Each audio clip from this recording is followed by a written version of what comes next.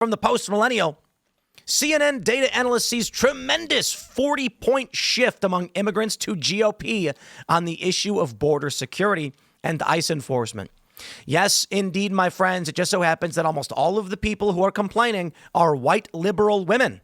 And maybe that's why Kate Bolden was struggling through this segment with Harry and start off on the fact that immigrant citizens, immigrant voters, foreign-born voters have gone tremendously to the right on this issue in 2024 and 2025 versus where they were in 2020. Closest to or trust more in immigration. You go back to 2020. Democrats, get this, held a 32-point lead on this issue. Immigrant voters were in the Democratic camp. Jump forward to 2024, 2025. Look at that shift, a 40-point shift to the right among immigrant voters. Republicans now lead on this issue by 8 points over Democrats, more so than any other group that I could find. The group of voters who became more hawkish on immigration were, in fact, immigrants themselves, immigrants who are registered to vote in this country.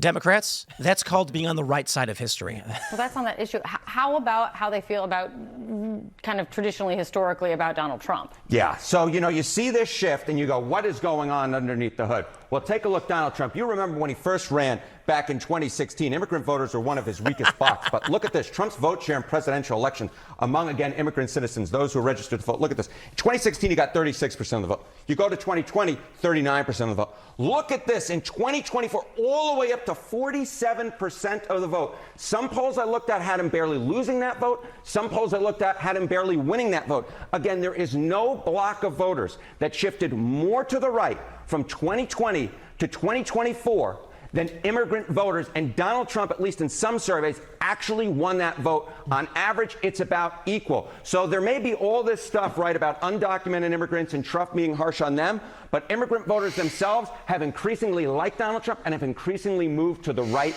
on immigration and into the Republican camp. Well, then on that, what you're getting at, how immigrant citizens, voters, feel about people in the country illegally. Yeah, and this is where it all kind of comes together, Kate Baldwin. Look at this. The net favorable rating, immigrants who are here illegally, among immigrant citizens, again, those registered to vote. In 2020, look at this, plus 23 points on the net favorable rating. But look at where we were in 2024, minus 6 points, underwater. So immigrant citizens have become increasingly unfavorable in their views of those immigrants who are here illegally. So I think it's so important when we're talking about this debate from a political angle to separate those out who are undocumented immigrants versus those who are here legally. Wow, it took them only 10 years to figure out that not all immigrants are illegal, and that the people who come here legally, they tend to be successful. They tend to work really, really hard. You know, what's fascinating is when you look at Filipino and Nigerian immigrants to the United States who come here legally, they have very high salaries. Yeah. Hardworking people who do everything right to come to this country. They believe in it. Or as Serge was talking about before the show, South African refugees enter the country waving the American flag. Yeah. Actual American citizens living in California wave the Mexican flag. It's so weird to me, too, because this is something that felt very, very easy for people to understand, which is that it's not cheap to move to this country. It's a difficult process to move to this country, having to take a test to understand the ethics of America, its history. It's not something you undertake lightly. It's something you do because theoretically, you believe in what that country stands for. So why wouldn't somebody who works that hard, who put that much money, time, and effort to come to a new country want to wave its flag?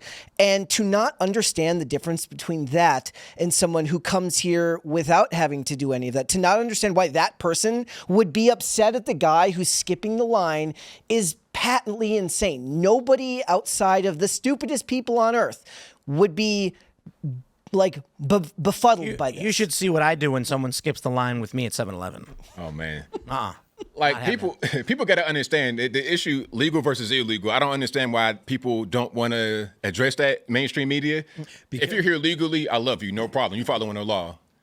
Illegally, that's when we got the problem. Well, yeah, and they make it a race issue too. It's like, look, if there's a dude here from Eastern Europe that skipped the line, I don't want them here either. Any color, I don't care where you come from. It doesn't matter. Clear definitions are bad to the left because they can't use the gray area to sneak past the rules. I think they don't want the rules. I got ragged on by a bunch of liberals like a year or two ago because I told a story about how Alice and I went to a restaurant And we walked up and said, table for two, and they said it'll be a few minutes, and I said okay. And then they seated like 3 different couples before us who had just walked in, and I was like, what's going on? Like, why are these people getting seats? We've been sitting here waiting for like 20 minutes now, and they were like, sorry about that. And I was like, nah, I'm leaving. I said I'm gonna go somewhere else. We'll go to a different restaurant. Right. And liberals took that clip and then started sharing it like crazy, and I couldn't for life of me understand what about it was controversial. I was like, I just decided not to go to a restaurant. In their minds, you should just sit down, shut up, and do as you're told, and you'll get what you deserve when you deserve it. So I wonder if the real idea was they didn't want to perpetuate the idea that we should not tolerate line jumping and those who break the rules and take out of turn.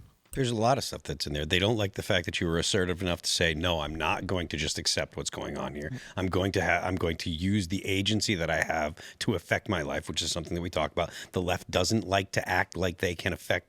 Like everything happens to them. Right. They don't have the ability to make changes in the world. It's not your fault. It's always someone else's, and you can't succeed. So your behavior probably got them. It probably struck multiple nerves with them. Because you're like, well, I'm not going to just sit here and. It's also the mentality of I would rather not eat than do business with someone who is disrespectful or ruleless. Unruly is a better word. But how was that controversial, though? I mean, this is like a pretty basic thing to do. It's like, okay, I'm standing here, I'm waiting, I'm minding my business.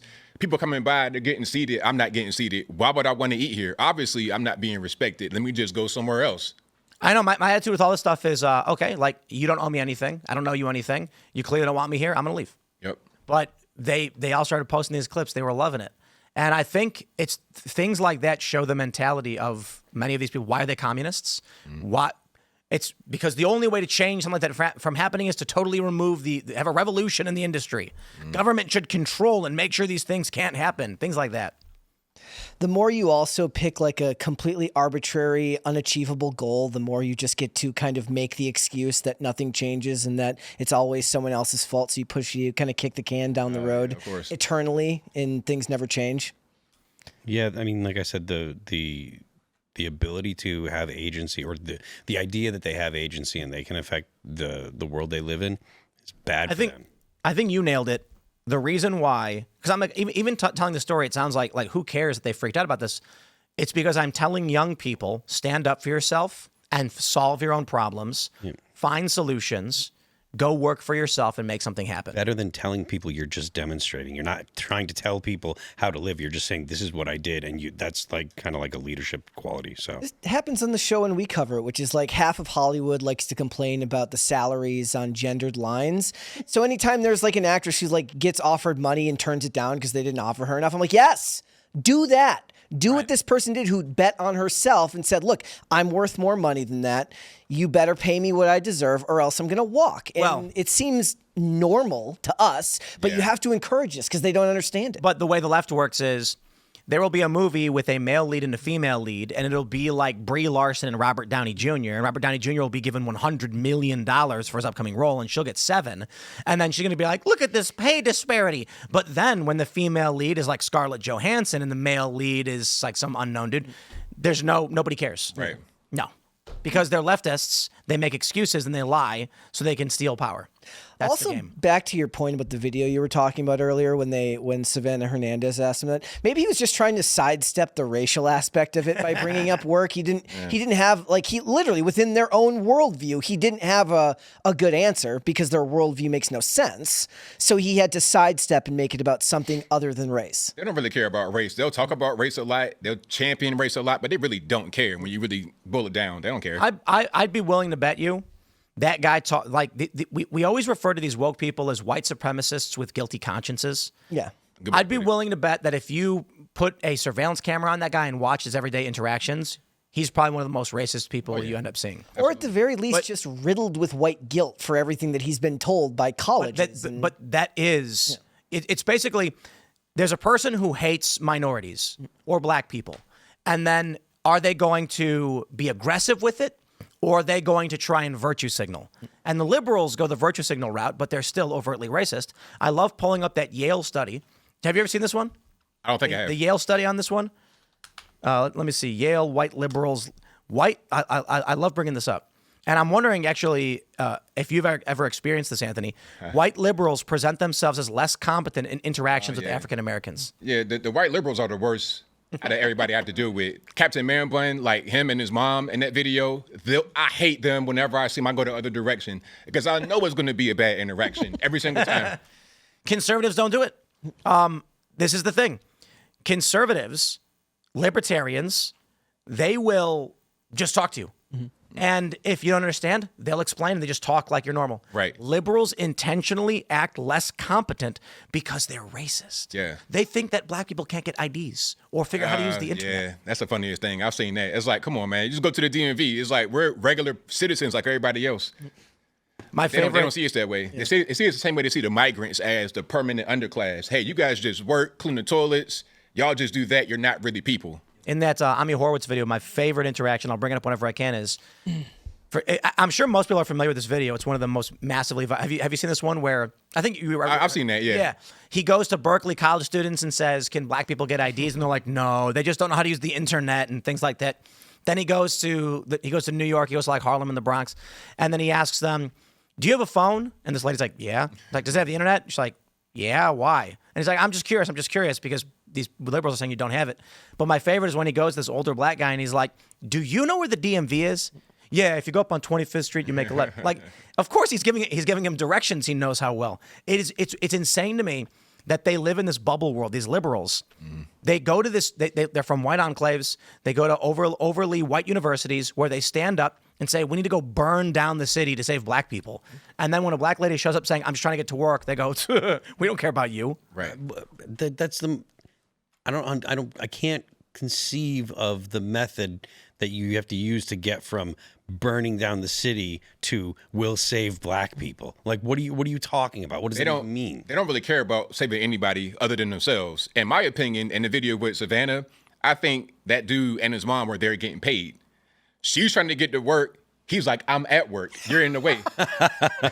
He's like, "My check already cleared, man. It's already clear. I got to stay out here. And they're watching me, so if I leave, I'm not going to get... Come on, what are we doing? It's already in the bank. I'm smart. I get paid before I go to work. You go to work and then get paid. Look, and a lot of it is proven, just like in 2020, that they don't actually care about the cause that they're actually advocating for, especially on the granular level. If you think about like what I mentioned earlier, like David Dorn in 2020, if you ask the average person who was out rioting during 2020, they don't know who that was.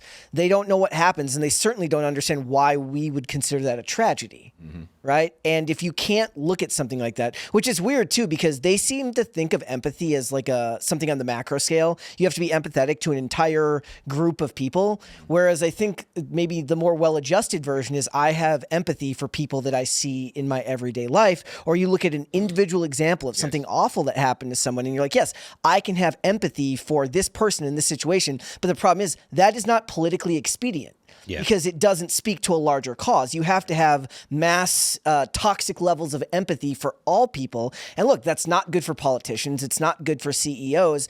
And yes, for you or I, we can have empathy, especially when you talk about these examples with the riots or even the stuff going on with ICE where they're going into neighborhoods. And then the people in that neighborhood are going to be uniquely affected by that because those are their neighbors, their confidants, they're people that in their lives that they know on a daily basis. That's different. But if you go to somebody on the internet who doesn't know that person, who doesn't know anything about that, but just sees what the large scale issues are in the country and how it's perceived that that illegal immigration plays in those problems, there's no empathy to be had there. That's not the point of the discussion, and that doesn't help them politically.